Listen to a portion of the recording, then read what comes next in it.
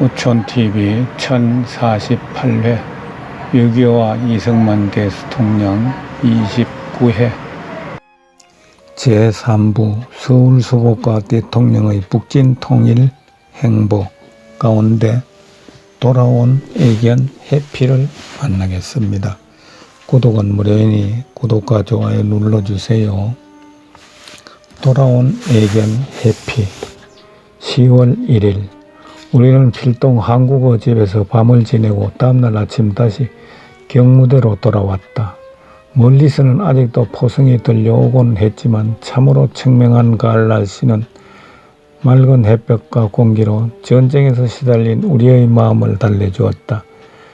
그런데 해피가 나타났다고 소리치는 경호원의 목소리가 들려왔다. 이미 굶어 죽었거나 행방불명된 중 알았던 대통령의 애견 해피가 아닌가. 그러자 열어젖힌 현관으로부터 해피가 달려왔다. 해피는 곧바로 쏜살같이 대통령 품 안으로 뛰어들었다. 그것은 분명히 해피였다. 비쩍 마르고 더러워진 대로 더러워진 해피였다. 워낙 갑작스럽던 피난길에 그를 돌보지 못했던 일이 떠올랐다. 야근 이 녀석이 그 험난했던 나날을 어디에 숨어서 무엇을 먹고 지냈을까. 이제 돌아온 주인 옆을 다시는 떠나지 않으려고 저토록 정답게 반기는 모습에 눈시울이 뜨거워진 것은 나만이 아니었다. 이날 대통령은 서울의 민정을 알아보려고 나섰다. 우리는 태평로를 지나 남대문 쪽으로 차를 모았다. 거리에는 시민들이 나와서 어지러진 길을 정리하고 청소하는 모습이 눈에 띄었다. 남대문 근처에 이르자 대통령을 본 시민들이 일제히 만세를 불렀다. 대통령은 차를 멈추게 한 후 거리에 나섰다. 삽시간에 시민들이 모여들었고 대통령과 그들은 서로 얼싸안고 울었다. 흐느끼기도 하며 어쩔 줄을 몰랐다. 대통령은 갑자기 시민들에게 연설을 하고 싶어 어딘가 올라서 설 곳을 찾았다. 마침내 자동차 펌프를 반으로 딛고 앞에 선 경호원들의 등에 몸을 의지하여 연설을 시작했다. 앞으로 아무리 뼈아픈 고통과 슬픔이 닥쳐오더라도 우리 모두가 힘을 합해 참고 견디는 밝은 날이 올 것입니다. 대통령은 그동안 공산치하에서 고생한 시민들을 위하고 격려했다. 이때 나는 이선영 경사가 갑자기 당황하는 모습을 보고 황비서관이 수류탄이라고 외치는 소리에 대통령이 위급하다는 생각에 머리에 번쩍 떠올랐다. 나는 대통령을 끊어 안으려고 얼른 자동차에 밀어넣었다. 또 하나의 위험이 스치고 간 것이다. 아직 서울에는 게릴라가 있다. 이 경사에 의하면 수류탄이 굴러 들어왔는데 다행히 불발탄이어서 우리가 살아남았다는 것이다. 우리는 저녁에 정일권 장군으로부터 전화를 받았다. 그는 오늘 오전 6시에 동해안을 따라 진격하던 국군 3사단의 김정순 연대장이 지휘하는 부대의 우리 아이들이 38선 북쪽에 있는 기사문 고지를 점령했으며 그들의 사역에는 충천에 있다고 전했다. 대통령은 이 보고를 크게 만족했으며 치하했다. 10월 1일 국군화란 이 때문에 제정됐다. 10월 2일 워런 오스틴 유엔 미국 대표는 9월 30일 유엔 총회 정치 38선이라는 인위적 장벽을 제거하도록 유엔에 요청했다. 침략군이 38선이라는 하나의 가공적인 선어배후로 도표하는 것을 허용해서는 안 된다. 그것은 한국 및 세계 평화에 재차 위협을 주기 때문이다. 한국을 남부로 갈라놓는 인위적인 장벽은 법률적으로나 실제적으로나 존재의 근거가 없다. 이 인위적인 장벽의 존재를 인정하느냐 또는 조정하느냐는 지금 유엔이 결정할 문제인 것이다. 6월 27일에 안보이사에서 결의한 지령은 국제평화안전보장이 한국에서 완전히 회복될 때까지는 연합군의 군사행동을 허용한다는 폭넓은 것이었다. 그는 이렇게 미국의 현실적인 입장을 재차 밝혔다. 메가더 장군은 9월 30일 북해군 총사령관에게 한국을 권했다. 북해군들의 전투력이 불언간에 전면적으로 괴멸되려는 것을 경고하면서 유엔 결의가 최소한의 인명 손실과 파괴를 희망하고 있으므로 무기를 버리고 적대 행위를 중지할 것과 유엔군 포로 전부 및 비전투원 응유자를 즉시 석방하여 보호하려 한 다음 지정하는 장소로 수송해 주도록 요구했다. 그리고 불필요한 유혈과 재산 파괴를 막도록 할 것을 기대한다고声명을 냈다.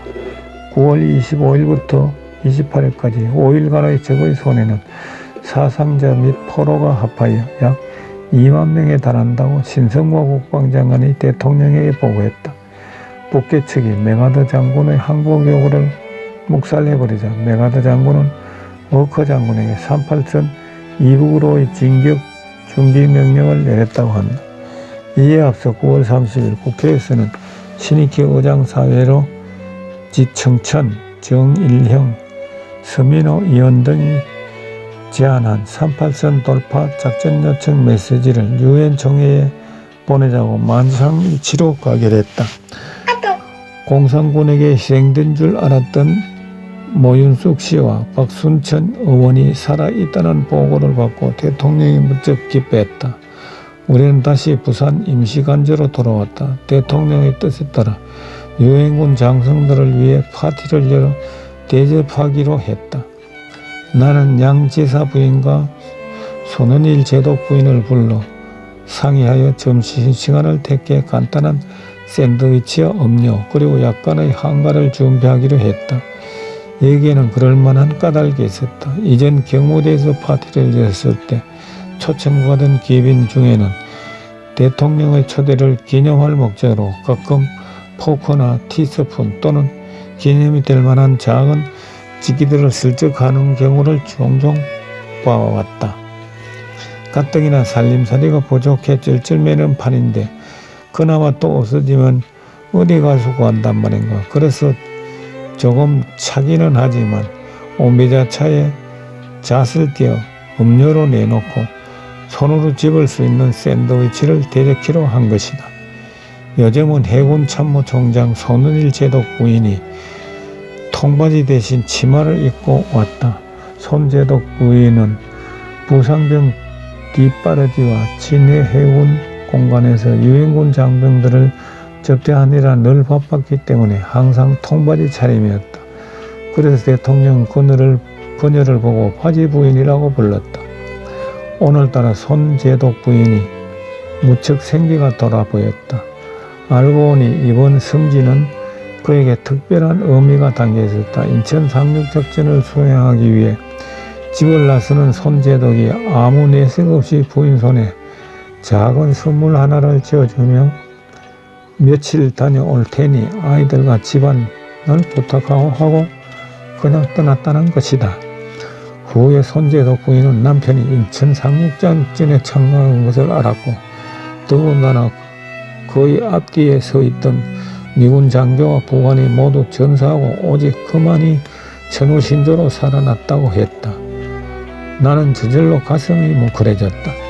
남편이 돌아온 손 제독 부인은 경우는 다행이지만 그렇게 말없이 떠나 영영 돌아오지 못하고 전장에서 사라져간 군인 부인들의 슬픔은 얼마나 클 것인가. 우리는 이야기에 열중하느라 대통령이 들어오는 것도 몰랐다. 대통령 손 제독 부인을 보고 오늘은 왜 바지를 벗고 왔나 하시며 웃었다. 평소에 대통령은 여자가 바지 입는 것을 싫어했지만 전쟁의 와중에서 바쁘게 뛰어다니라고 손 제독 부인이 바지를 입는 것을 대견하게 여겼다. 대통령은 손 제독 부인에게 부상병들의 병세가 어떠하냐고 묻고 전쟁 미만인들의 생활이 어려울 것을 걱정했다. 북괴군은 서울 탈출에 앞서 8천여 명의 여인들과 애국 인사들을 납치하여 이북으로 보냈고 3천여 명을 살해하였다고 조병옥 내무장관이 보고해왔다. 참으로 끔찍한 일이다. 다행히 형무소에 있던 2천여 명의 애국 인사들은 구출되었다. 국회의원들이 대통령을 예방했다. 아직도 많은 국회의원들이 행방이 밝혀지지 않았고 많은 수의 국회의원들이 납북되었다는 소식을 듣고 대통령은 가슴 아파했다. 대통령은 국회의원들에게 전재민 주택은 한 가구에 6평씩 건축해 하고 각부 장관 관세는 전재민들에게 내주는 동시에 장관은 작은 주택으로 이주할 것이라고 말했다. 짤백은 남한 전역에 걸쳐 1인당 2업씩 1개월을 확보하고 있는데 북한 1천만 동포에 대한 식량을 준비하는 중에 있으며 벽업 식량을 부정 처분하는 자는 엄불에 처할 것이라고 했다. 신 국방장관이 대전에서 많은 우리 양민들의 시체가 발견되었다고 보고해왔다. 천주교 프란시스코 수도원 군내에서 700명의 시체가 발견되었는데 대전에서만 약 6,000명이 학살당했다는 보고를 받고 대통령은 무척 비통해했다. 대통령은 이비용 서울시장에게 서울에 있는 전재민의 식량 준비에 만전을 기하도록 지시했다. 이 시장은 인천에 입화된 고양고 곧 인수할 것이라면서 식량 운송에 필요한 수송 방안을 강구 중이라고 보고했다. 대통령은 이 시장에게 직접 식량 운송을 진두지휘할 것을 명했다.